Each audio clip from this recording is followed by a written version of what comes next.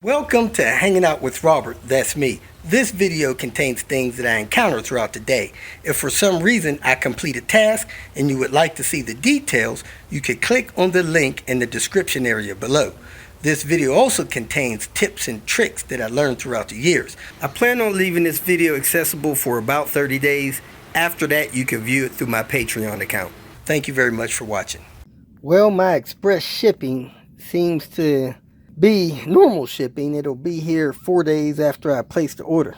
So I'm gonna go ahead and tear this car apart a little bit further so that it's ready to just slap these new parts in, replace everything I can. And when the new parts get here, I'll slap them on and he'll be able to take this car and get it aligned. So let me go ahead and tear it down, get it ready to roll. Maybe I'll get Panther's bumper on today.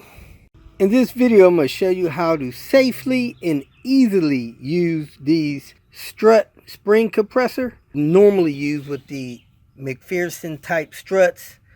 They're an assembly unit like this. This is really an easy task. It's very safe.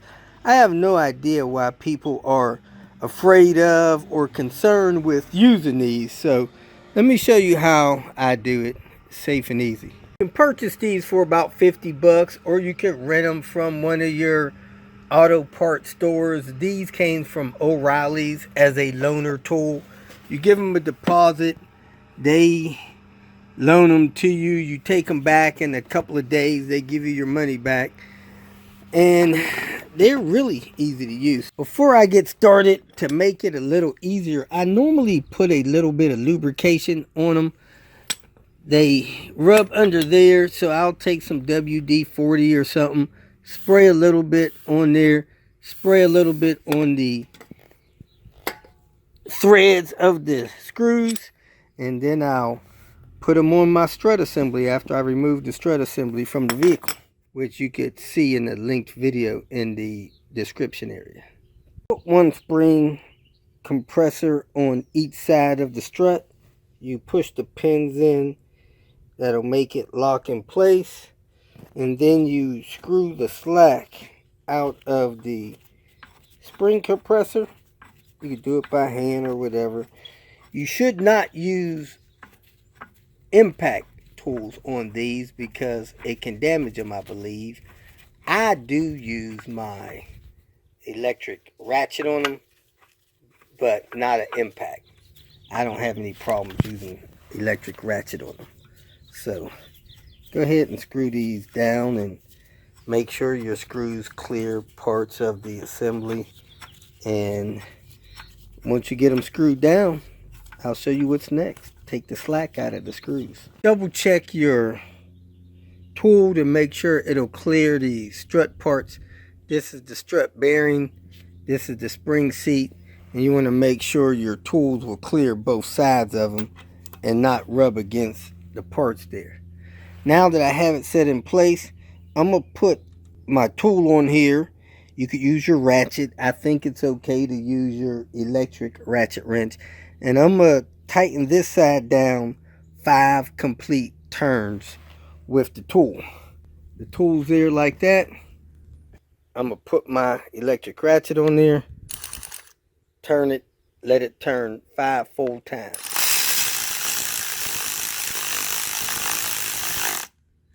There it is, 5. Now I'm going to go on the other side and turn it 10 times.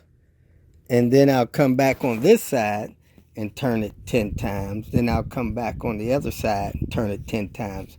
Until I see the spring come off of the strut assembly down here on the bottom. Under where this tool is. Where is that at? Spring will come out. Well, heck, it's way down over here. So I'm gonna crank this around 5 times on the first side. Then I'm gonna come over here, go 10, 10, 10, 10, 10, 10, 10, 10 from side to side until the spring comes loose from the parts. It'll be compressed so much. Just to be careful your tool don't get bound up or you don't get it stuck. You want to turn your strut bearing like that so you don't trap your socket. So I'm going to come over here I'm going to turn that thing over this side so it don't get stuck. Now I'm going to turn this one 10 times. Now I look and the spring is off of the strut. Now I could take this nut loose with a 21 millimeter and I could use an impact on that. Then I will lift that off. Then there's a cross nut under here that I'll remove. Then I'll lift the spring off, and those springs will be perfectly safe in these compressor tools. Took that nut off and that disc off the top. Now I have to take this cross nut off here. Then I'll be able to lift these parts off of the spring. There is a special socket set used to get this cross nut off of here, but you could put a proper size hex or cross or star T in there, put a pipe wrench on it like this, set it up like that, use that as a breaker, pipe wrench or a large crescent wrench on there, break this loose. This nut really doesn't have to be that tight. It's just like a safety nut. I normally barely torque that thing on there, but anyway, once you get that off and get this back off of here, you unscrew that. You take your spring seat off, which this one is damaged, and then you lift your spring up over your strut.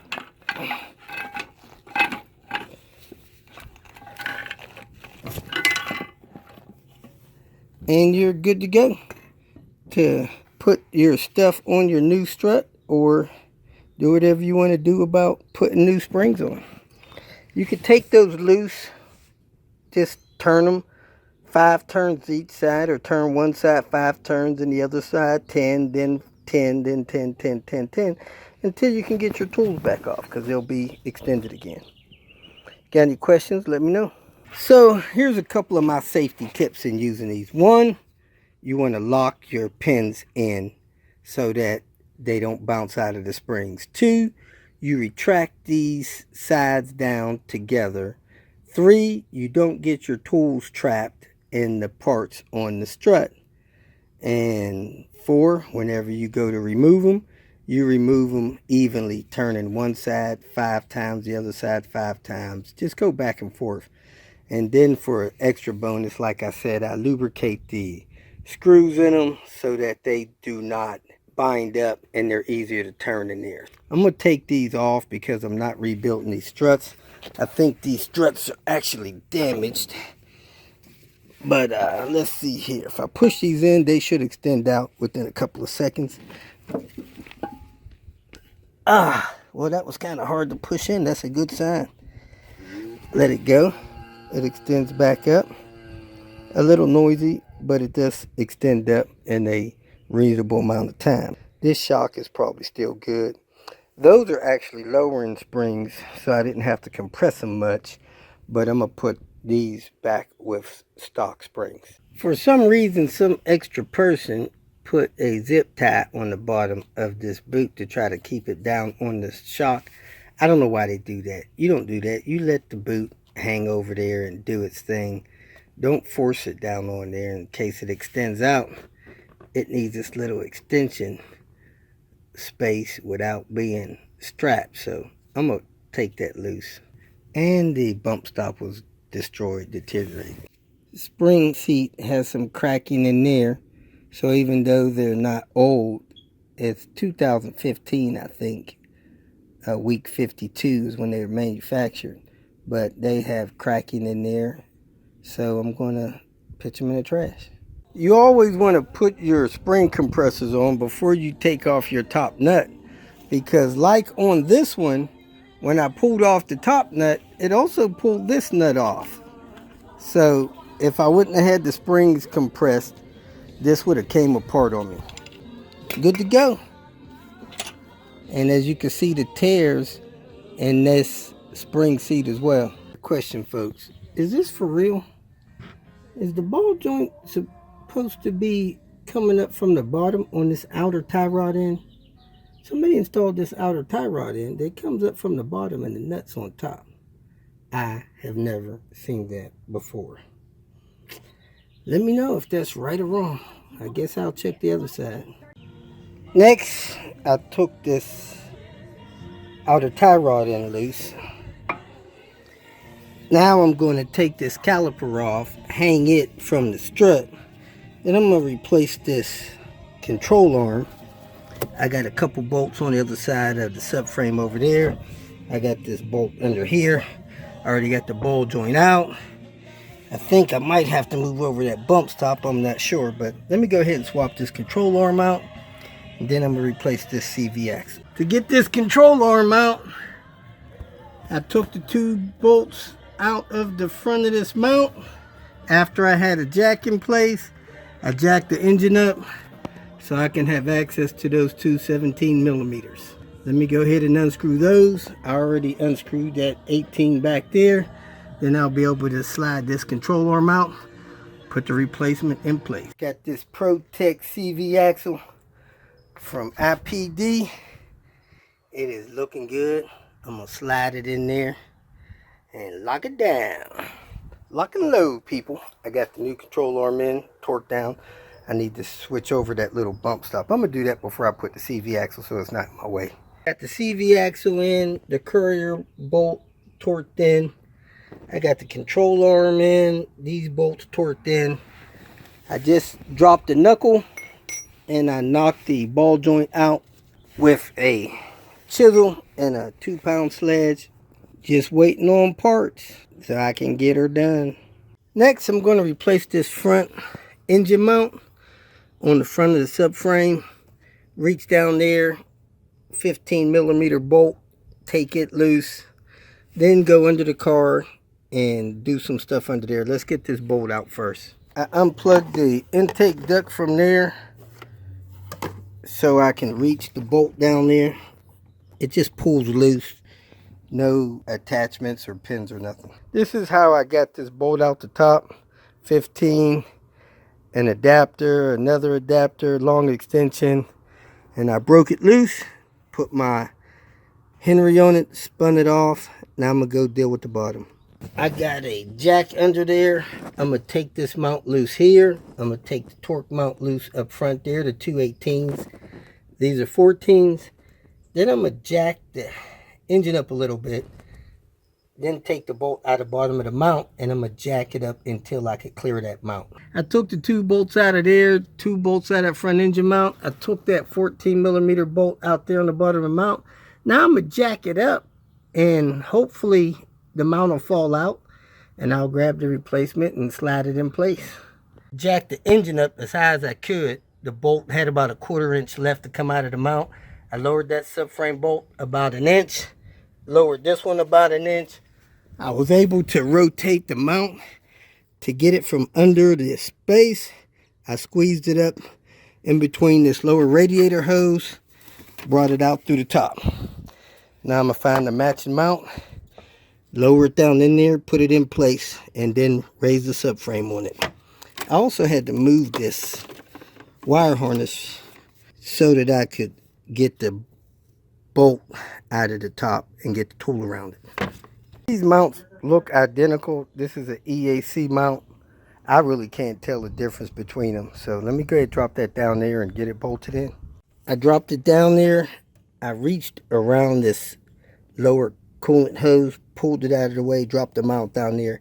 Got it started up top up here. Now I'm going to go and tighten those subframe bolts back and then put the bolt into the bottom of the mount. Lowered the subframe a little bit, got that hole for the lower mount in place, put that bolt in. I started the bolt, then I had to lower this jack back down, get this lined up, start these nuts on here, lower it some more, then I tightened that nut down there into the mount. Now I'm gonna go up top, tighten the mount. You know, it would probably be easier to do this if you remove the fan and the shroud, but that's your call. You could do it without removing that stuff. I did. Now I'm going to replace the rear engine mount. This is not a turbo, so it's easier to get to. think the mount is under that protective shield there, so I can put a tool on that, take that nut out, and then go underneath and work on it under there. This weather is nuts. It is 5:03 in the afternoon, and there is fog that has rolled in here. It's crazy. You can see just sheets of it just rolling across this hill. Real foggy. Wasn't bad getting that top bolt out, especially after I sprayed some WD-40 on there. Now I'm going to go under it, take the bolt loose under it, and see what it's going to take to get it to maneuver out of there. I went behind this anti-sway bar, and I used a pry bar to pry the anti-sway bar back just a little bit, and I slid a 14 millimeter with a 6" 3/8 ratchet up there, put it on the nut, remove that bolt out of the bottom of that mount. So I moved the jack to the bottom of this transmission over here, jacked it up about 1 inch, then it started to lift the car up, and it quit going up. I don't know if that bracket is hitting the frame or body of the car or not, but I'm going to remove these 3 bolts, this one, and then the one up top, from the bracket, and get the bracket out of the way and slide that mount out, put the new mount in, and then put the bracket back with the new mount in there. So here's the mount. It had a zip tie on the, I guess it's a O2 sensor wire. I cut it. This is the little heat shield for the mount. There's the mount, which is really not bad, but you know, it'll feel better with new mounts on there. Looks like the same mount as the front. So what I recommend, oh, it had another clip there too. One of them was busted, and the other one was still good, holding wires. You could cut this zip tie and put a standard zip tie through there, so that's what I'm going to do. I would really recommend removing the bolt from the bottom, leaving the bolt in on top, and then jacking the transmission up a little bit like I did there, and then removing these 3 bolts from this bracket and pulling the mount out with the bracket. So I'm going to bolt the mount on here and put it all in place, put these 3 bolts in, then put the bolt in on the bottom. Let's see how that works. I'll give you guys a pro tip. Whenever you have a bag of zip ties in your hand, put a zip tie in each one of your work bags. That way when you need one, you can go in any of your work bags and get one. Let me put this zip tie in here. Difficult getting that top bolt in and started. I had to pry around on the bracket, got it started, got all 3 of them in and tight. Then I lowered the transmission down onto the subframe. The bushing fell in place for the most part. I had to wiggle it a little bit to get it to drop all the way down in the hole. Then, because of the anti-sway bar, it's hard to get the socket on that screw up there. So I got a long screwdriver and I pried the anti-sway bar back on this bolt here to get the tool on there, got it started.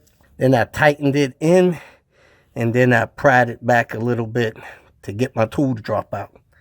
And that should be it. I'm going to tighten that zip tie up on top of it for that O2 sensor wire and put that breather aluminum back on that exhaust thing, and I'll be done with this mount. Got it done, mostly from down below. So that's the wire zip tie. I'm going to tighten up, snip off, then put this aluminum thing here back on, and I'll be all done. Well, folks, that is it for today. I'm going to clean up my tools and call it a night. If you feel that this information was useful, please like it and share it with your social media friends. You can subscribe to my channel so that you will get notifications of future videos that I post. You can follow me on Twitter, and if you need to contact me directly, please visit my website. And if you have any questions, leave them below, and someone or myself will reply to them. Again, thank you very much for watching.